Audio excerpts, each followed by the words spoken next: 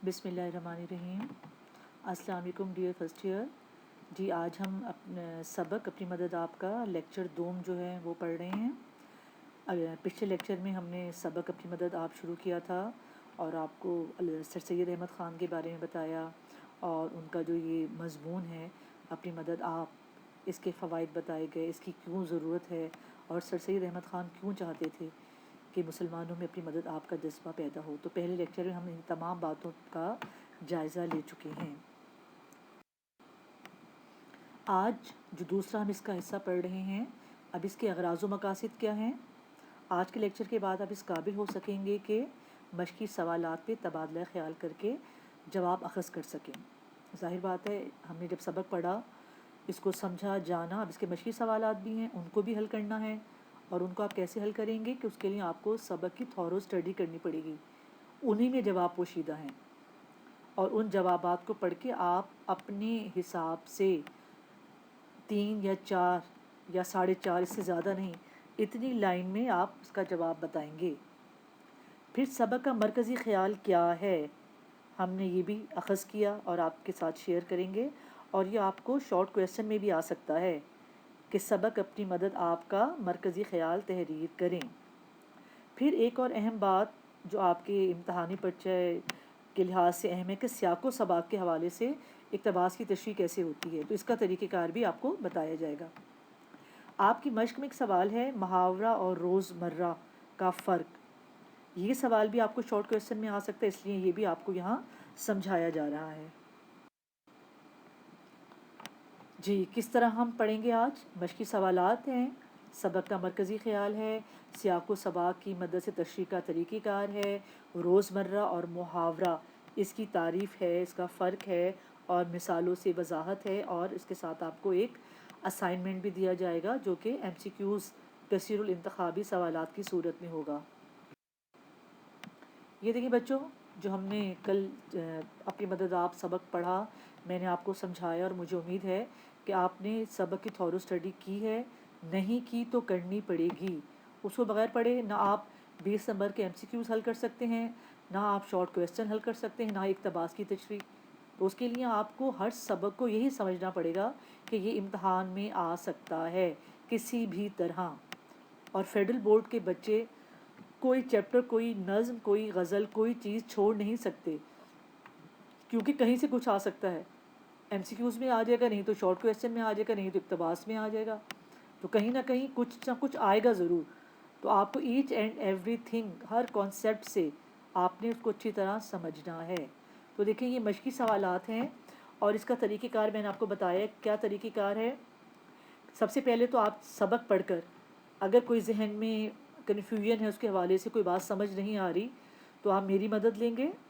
Class के दौरान मुझसे सवाल करेंगे कि मैडम बताइए इसका जवाब क्या था, हमें समझ नहीं आया, इस लफ्ज़ के मायने क्या हैं, इसका क्या मतलब है। ये सारा अच्छी तरह अपना कॉन्सेप्ट क्लियर कर लेंगे। उसके बाद फिर आप इन सवालों के जवाबात सबक से तलाश करेंगे और अगर आपको मिल जाते हैं तो बहुत अच्छी बात है, नहीं मिलते तो आप मेरी मदद ले सकते हैं। अच्छा, सबक का मरकज़ी ख़्याल क्या है। सर सैयद अहमद ख़ान इस मज़मून में जो उन्होंने लिखा है 3-4 सफ़ों का, क्या बताना चाह रहे हैं आपको, तो वो ये है कि एक शख्स में अपनी मदद आपका जज्बा उसकी सच्ची तरक्की की बुनियाद होता है। अगर यही जज्बा बहुत सारे लोगों में पाया जाए तो सारी कौम तरक्की की राह पर गामज़न हो सकती है। गवर्नमेंट अपनी रियाया का अक्स होती है, अपने ज़ोर बाजू पर इन्हिसार करके तरक्की की शाहराहों पर गामज़न हुआ जा सकता है। और इकबाल ने क्या खूब कहा है कि खुदा ने आज तक उस कौम की हालत नहीं बदली, ना हो जिसको ख्याल आप अपनी हालत के बदलने का। तो जब तक हम अपनी हालत ख़ुद बदलना ना चाहें तो दुनिया की बड़ी से बड़ी ताकत हमारे लिए कुछ भी नहीं कर सकती। इसीलिए सर सैयद ने बहुत ज़ोर दिया कि अपना काम खुद करने की आदत डालो, अपने मसाइल खुद हल करने की आदत डालो, अब आगे बढ़ने की आदत खुद डालो, दूसरों की मदद मत मांगो। और उस दौर में जो 1857 जंग आज़ादी के बाद आपको बताया था, मुसलमानों की हालत बहुत ख़राब हो चुकी थी। अंग्रेज़ भी समझते थे गद्दार हैं और मुसलमानों का अफसोस था कि हम कहाँ कई कई 100 साल दुनिया में हुकूमत करते थे और अब हम खुद अपने वतन में ग़ुलाम बन गए। تو اس پہ سر سید نے کہا تھا کہ آپ محنت کر کے دوبارہ اپنا مقام حاصل کر سکتے ہیں۔ اب بچوں تشریح جو ہے وہ بڑی امپورٹنٹ ہے، اور آپ کا ایک لازمی سوال ہے آپ کے پرچے کا، اور اپنی مدد آپ میں سے بہت چانس ہے اقتباس کی تشریح آنے کا۔ تو یہ دیکھیں آپ کو پتہ ہونا چاہیے کہ کس طرح کرنی ہے۔ تو بچے اپنے اپنے حوالے سے کرتے ہیں اور لمبی لمبی تشریح لکھ رہے ہیں، لمبے لمبے تعارف مصنف لکھ رہے ہیں۔ آپ نے ایسے نہیں کرنا، آپ نے ٹو دی پوائنٹ بات کرنی ہے۔ میں نے آپ کو جب پیپر پیٹرن سمجھایا تھا تو بتایا تھا کہ سبق کا نام 1 نمبر، مصنف کا نام 1 نمبر، اور باقی 4 نمبر تشریح کے۔ تو اب یہ پیٹرن آپ ذہن میں رکھیے گا کہ حوالہ متن یعنی مندرجہ بالا اقتباس ہمارے نصاب میں شامل سبق اپنی مدد آپ سے لیا گیا ہے۔ پھر دوسرا سبق کا نام اپنی مدد آپ، اس میں آپ یہ ایڈ کر سکتے ہیں ذرا اچھا امپریشن ڈالنے کے لیے کہ آپ بریکٹ میں لکھ دیں ماخوذ مقالات سر سید، تو ایک اچھا امپیکٹ پڑے گا۔ مصنف کا نام سر سید احمد خان۔ پھر اس کے بعد کیا کرنا ہے آپ نے؟ سیاق و سباق۔ اب سیاق و سباق کا کیا مطلب ہے؟ سیاق و سباق کا مطلب یہ ہے کہ جو پیراگراف آپ کو دیا گیا ہے اس سے پہلے اور اس کے بعد کے صرف اہم نکات آپ نے ڈسکس کرنے ہیں۔ یہاں بچے غلطی کیا کرتے ہیں کہ وہ سیاق و سباق ایک 1.5 صفحے کا لکھ دیتے ہیں، تو پیپر چیک کرنے والا تنگ آ جاتے ہیں کہ بھئی میں نے تو یہ سوال ہی نہیں پوچھا، آپ کیوں جواب دے رہے ہیں؟ تو سیاق و سباق صرف اور صرف آپ کی قابلیت ظاہر کرنے کے لیے ہوتا ہے، اور یہ زیادہ سے زیادہ 6-7 لائنوں سے زیادہ کا نہیں ہونا چاہیے۔ اس کے بعد پھر آپ کی تشریح کی باری آتی ہے۔ اب تشریح میں آپ کیا کریں گے؟ تشریح میں لازماً آپ پہلا پیراگراف تعارف مصنف کا ایڈ کریں گے تاکہ پتہ چلے جو پیپر چیک کر رہا ہے کہ اس کی نالج ہے، اسے پتہ ہے کہ سر سید احمد خان نے مضمون لکھا، سر سید احمد خان کی یہ کوالٹیز تھیں، سر سید نے یہ کیا وہ کیا، جو کہ ہم آپ کو تعارف مصنف میں کروا چکے ہیں۔ تو ایک پیراگراف وہ ہو گیا، اور اس کے بعد جو آپ کو پیراگراف دیا ہے تشریح کے لیے اس کو آپ سادہ الفاظ میں ذرا پھیلا کر ذرا وضاحت کے ساتھ لکھیں گے۔ اس میں آپ آیات کے حوالے دے سکتے ہیں، قرآن کے حوالے دے سکتے ہیں، اپنی تشریح کو زیادہ سے زیادہ مضبوط بنا سکتے ہیں۔ تو اس میں ہم نے آپ کو بتایا کہ شعر نہ لکھیں، لیکن میرے خیال میں اگر ہم وضاحت کر کے تشریح کر کے آخر میں اس سے ریلیٹڈ کوئی شعر بھی ڈال دیں تو بات میں میرے خیال میں وزن زیادہ پیدا ہوگا اور پیپر چیک کرنے والا زیادہ متاثر ہوگا۔ تو انشاءاللہ باقی آپ کو اس کی مزید پریکٹس کروائے گی، جب آپ کالج آئیں گے تو انشاءاللہ آپ کو ریٹن جو ہے کام کروایا جائے گا۔ اب آپ کی مشق کا ایک سوال ہے کہ روزمرہ اور محاورہ۔ اب روزمرہ کیا ہے؟ 2 یا 2 سے زیادہ الفاظ کا مجموعہ جو اہل زبان کی بول چال کے مطابق حقیقی معنوں میں استعمال ہو روزمرہ کہلاتا ہے۔ مثلا وہ آئے دن اسکول سے غیر حاضر رہتا ہے۔ اس جملے میں آئے دن درست روزمرہ ہے۔ جو اہل زبان کون؟ جنہوں نے اردو ایجاد کی، جنہیں اردو زبان پہ عبور حاصل ہے، وہ اہل زبان کہلاتے ہیں۔ جو اہل زبان کی بول چال کے مطابق ہے، اگر اسے آئے روز لکھا جائے یعنی جملہ کیا ہو؟ وہ آئے روز اسکول سے غیر حاضر رہتا ہے، تو دیکھنے میں تمہیں جملہ صحیح لگ رہا ہے لیکن یہ صحیح نہیں ہے۔ جو اردو زبان کے ایکسپرٹ کہیں گے نہیں بھی یہ آئے روز کوئی لفظ نہیں ہوتا، آئے دن ہوتا ہے، تو یہ ہے روزمرہ۔ تو یہ اہل زبان کی بول چال کے مطابق نہیں، اس لیے یہ روزمرہ غلط ہے، اگرچہ اس طرح لکھنے سے معنی میں کوئی فرق نہیں پڑتا، لیکن سوال کیا ہے کہ اہل زبان اس کو نہیں مانیں گے، وہ کہیں گے نہیں بھی آئے دن صحیح لفظ ہے، آئے روز صحیح لفظ نہیں ہے۔ تو یہ ہے روزمرہ۔ اگلا محاورہ۔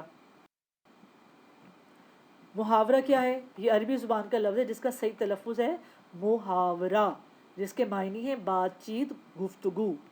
اس باب کے مطابق محاورے کا مطلب کیا ہے؟ ایک دوسرے سے بات چیت اور گفتگو یا بحث و مباحثہ کرنا۔ محاورہ کیا ہوتا ہے؟ اس کی تعریف کیا ہے؟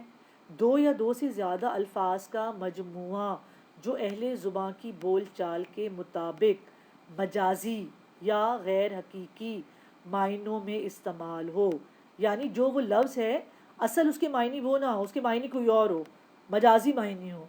مثلا سر پر چڑھنا کے حقیقی معنی سر کے اوپر چڑھنا ہے۔ اگر میں یہ لفظ پڑھے نا سر پر چڑھنا، تو اصل معنی کیا ہوگی؟ حقیقی معنی سر کے اوپر چڑھنا، لیکن ہم دیکھتے ہیں کہ محاورہ، اس محاورے کا مطلب تو یہ نہیں ہے۔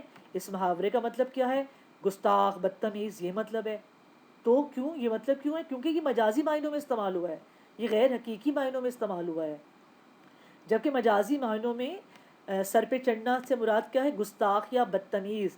اسی طرح اور بھی محاورے آپ نے سنے ہیں نا، جیسے دل سے اتر جانا، 9 دو 11 ہو جانا، قسم کھانا، دل باغ باغ ہو جانا، آگ بگولا ہو جانا. تو آگ اگر آپ غور کریں تو یہ سب مجازی معنوں میں استعمال ہوتے ہیں. جیسے 9 دو 11 ہو جانے کا مطلب ہے کہ فرار ہو جانا، چپکے سے نکل جانا، بھاگ جانا.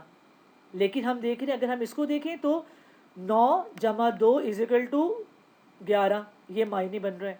حقیقی معنی تو یہ بن رہے ہیں نا، لیکن مجازی معنی کیا ہے؟ فرار ہو جانا، بھاگ جانا. اسی طرح جو ہے ہم کہتے ہیں غم کھانا، تو حقیقی معنی میں اگر ہم معنی لیں تو اس کا مطلب یہ بنے گا کہ جی ہم نے کوئی پلیٹ میں غم رکھا ہے اور ہم کھا رہے ہیں. لیکن ایسا نہیں ہے. غم کھانا کا مطلب کیا ہے؟ صدمے اٹھانا. کیوں؟ کیونکہ محاورہ مجازی معنوں میں استعمال ہوتا ہے. الفاظ کچھ ہوتے ہیں، مطلب کچھ ہوتا ہے. اب اس کو اگر آپ فرق کو واضح کریں دونوں کا تو وہ کچھ ایسے ہے کہ روزمرہ اہل زبان کی عام بول چال کو کہتے ہیں، اور محاورے کے لفظی معنی بات چیت اور اہل زبان کی خاص بات چیت. روزمرہ عام بات چیت ہے، عام بول چال ہے، محاورہ خاص بات چیت ہے. پھر روزمرہ حقیقی معنوں میں استعمال ہوتا ہے، جبکہ محاورہ مجازی معنوں میں استعمال ہوتا ہے. روزمرہ میں قواعد کی پابندی ضروری نہیں، اس میں زیادہ گرامر استعمال نہیں ہوتی، لیکن محاورے میں قواعد کی پابندی لازمی ہوتی ہے. ہمیں گرامر کے اصولوں کے مطابق ہی چلنا پڑے گا. جو محاورہ بنا ہے ہم اس کو توڑ نہیں سکتے، ہم اس کو ویسے ہی استعمال کریں گے. روزمرہ میں ایک یا ایک سے زیادہ الفاظ ہو سکتے ہیں، جبکہ محاورہ 2 یا 2 سے زیادہ الفاظ پر مشتمل ہوتا ہے. روزمرہ کے بغیر تحریر و تقریر درست نہیں سمجھی جاتی. یعنی ہماری جو روزمرہ گفتگو ہے نا، وہ تو لازمی حصہ ہے. ہمیں ایسا تھوڑی کریں گے کہ ہم روزمرہ کو تو ایک طرف رکھ دیں اور آپس میں ایسے بات شروع کر دیں، میرا دل باغ باغ ہو گیا اور وہ زندہ درگور ہو گئی. ہم ایسی باتیں نہیں ہر وقت کر سکتے. ہم ہر وقت محاورات نہیں بول سکتے. محاورات تو ہمارے کلام کی خوبصورتی کو بڑھاتے ہیں. آپ سمجھ لیں کہ یہ ایک زیور ہے جو خوبصورتی میں اضافہ کرتا ہے، لیکن اصل چیز کیا ہے؟ اصل چیز روزمرہ ہے، اور محاورہ تحریر و تقریر کے حسن میں اضافہ کرتا ہے. اگر ہم اپنی گفتگو میں محاورہ استعمال بھی نہ کریں تب بھی ہماری بات مکمل ہو سکتی ہے، لیکن اگر ہم اپنی گفتگو میں روزمرہ استعمال نہ کریں تو ہماری گفتگو مکمل نہیں ہو سکتی. اب یہ دیکھیے اسٹوڈنٹس، آپ کو اسائنمنٹ دیا جا رہا ہے، اور یہ ہیں MCQs ہیں، کثیر الانتخابی سوالات ہیں، اور آپ میرے یہ واٹس ایپ گروپ پہ اس کا آنسر مجھے دیں گے. تو یہ بہت ضروری کام ہے. جب تک آپ محنت کی عادت نہیں ڈالیں گے اور روز کا کام روز نہیں کریں گے تب تک جو ہے کامیابی جو ہے ملنا مشکل ہے. محنت کرنی پڑتی ہے، بغیر محنت کی کبھی بچوں کچھ حاصل نہیں ہوتا. اور آج تو ہمارا سبق بھی یہ ہے کہ اپنی مدد آپ، کہ اگر یہ سبق آپ کے نصاب میں ہے تو آپ کو پڑھنا ہے، آپ کو پیپر میں جواب دینے ہیں. آپ کی جگہ کوئی آپ کا دوست یا آپ کے پیرنٹس یا میں، ہم تو آپ کا پیپر حل نہیں کر سکتے نا. تو اپنی مدد، آپ کا جذبہ آپ کو زندگی کے ہر میدان میں اپنانا ہے.